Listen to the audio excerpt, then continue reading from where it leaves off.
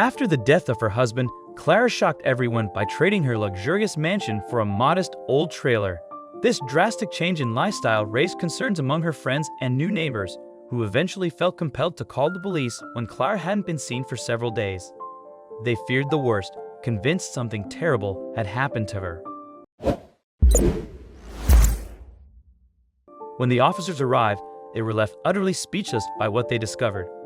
Clara was beloved in the community, known for her generous heart and charitable work that endeared her to many. Her decision to abandon her estate for a trailer home after her husband's passing caught the town completely off guard. While such a humble choice wasn't entirely out of character for Clara, it certainly raised eyebrows. She had always been open about her wealth, and many worried that the trailer lacked the security features her mansion provided. What if someone targeted her for her money? The community, filled with concern for Clara's safety, couldn't help but wonder if her new living situation would leave her vulnerable to threats she had never faced before. The Clark family was more observant of their new neighbor than other families. After several days passed without any sign of Clara, no lights, no movement, not even a shadow behind the curtains, their concern grew stronger. Maria Clark wanted to investigate before calling the authorities. As evening painted the sky in brilliant shades of orange, red, and purple, she found herself walking toward Clara's trailer. Something about the darkness inside didn't feel right. Clara usually turned on her lights by this hour. At the door, Maria tried to calm herself. "Clara is just fine. I'm probably overreacting," she whispered to herself as she pressed the doorbell. The chime echoed faintly through the thin walls, but nothing stirred inside. Suddenly, a sound from below made her jump out of her skin. She looked down to find the culprit. An exquisite cat had just entered via the pet door and was rubbing against her leg. Still startled, Maria backed away into her house and called 911. The dispatcher listened intently as Maria explained the situation. "I'm worried about her safety," Maria said. "I haven't seen her in days, which is unusual. Usually, I see her every day." When asked if Clara might simply be away, Maria shook her head vigorously. "No, she always lets me know what's going on, even when she has to go to the doctor. She's definitely home." In an instant, the quiet neighborhood was filled with the sound of sirens. The police and ambulance arrived, their beacons of light painting the darkening street in flashes of red and blue. Officers that entered the trailer stood in awe. The humble exterior cloaked an incredible secret. This small space had been converted into an oasis of refinement. Despite its size, every inch represented cultivated taste. Top-of-the-line entertainment systems blended harmoniously with high-end furniture, forming an oasis of unexpected sophistication.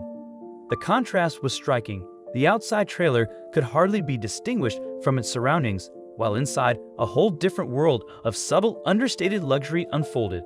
The officers were even more shocked by the last of their discoveries in Clara's trailer.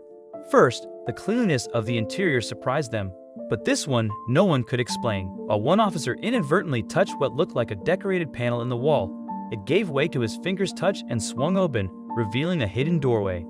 Their flashlights illuminated the narrow passage, which served as a gallery of memories, photographs, and mementos carefully arranged like a private museum. The passage they found meandered through the trailer and opened up into a secluded part of the park, well hidden by heavy vegetation. That explained Clara's ghostly comings and goings. She had created her own secret entrance, well concealed from prying eyes. But why? The answer lay in a collection of personal belongings near the passage. Leather-bound diaries and bundles of old letters, their pages overflowing with Clara's graceful handwriting. The entries painted a portrait of a woman tormented by unseen pressures. After her husband died, she wrote of feeling watched, of whispers that seemed to follow her like shadows. Her words seemed to convey more than the threat of grief. Rather, they expressed anxieties that had driven her into the construction of this elaborate haven of secrecy. As news of Clara's secret world filtered into the community, neighborhood residents who had passed her modest trailer time and time again were shocked. The police investigation was starting to reveal associations with figures from Clara's past, old associates, friends, and, most surprisingly, a relative with whom Clara had a history of bitter disputes and unresolved animosity. This relative's addition to Clara's story further complicated a mystery that was already too elaborate and suggested that her retreat to the trailer park was more than the eccentric decision of a widow.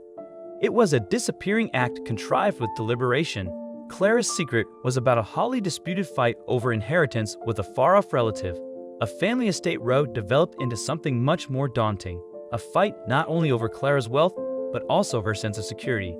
Evidence that the police found during the investigation brought up a mysterious accomplice who helped Clara create the false hidden passage and stage her transformation. The identity of this mysterious benefactor remained elusive, appearing only as a shadow in surveillance footage from a nearby camera. The grainy videos revealed Clara's choreographed discretion, the discreet steps through some sort of secret passage and clandestine meetings with an unidentified figure, executed with practiced precision. With every frame came more questions. Who was this mysterious companion, and what were they planning? It came from the least likely of places, a cabin hidden deep in the woods. There, detectives found Clara alive and tranquil. It wasn't until news of her discovery began to ripple through town that Clara finally spoke her truth. Threats from her family member had grown increasingly sinister, and she had been forced into this very elaborate disappearance. The luxurious interior of the trailer was a clever misdirection, a facade designed to conceal Clara's true intentions of embracing a simpler life. Nestled in the tranquility of her woodland sanctuary, she began to unveil more about her past. Her late husband's controlling nature had cast a long shadow over her existence, his influence lingering even after his death. The inheritance dispute had become the final catalyst for her much-needed escape. Moving to the trailer wasn't merely a retreat from danger, it was her bold declaration of independence. While Clara expressed regret for the distress her abrupt change had caused among those who genuinely cared for her well-being, she felt no remorse about her decision. It was essential for her to disappear and finally pursue the peaceful life she had long yearned for, but had never had the courage to chase. Ultimately, Clara's story transcended the mystery that initially surrounded it. What seemed to be a tale of betrayal transformed into one of emancipation, a woman's deliberate flight from the gilded cage of her troubled past into the authentic simplicity she had always desired. Far removed from prying eyes and whispered threats, Clara was finally achieving what she sought most in this new chapter, not luxury or status, but the freedom to live life on her own terms.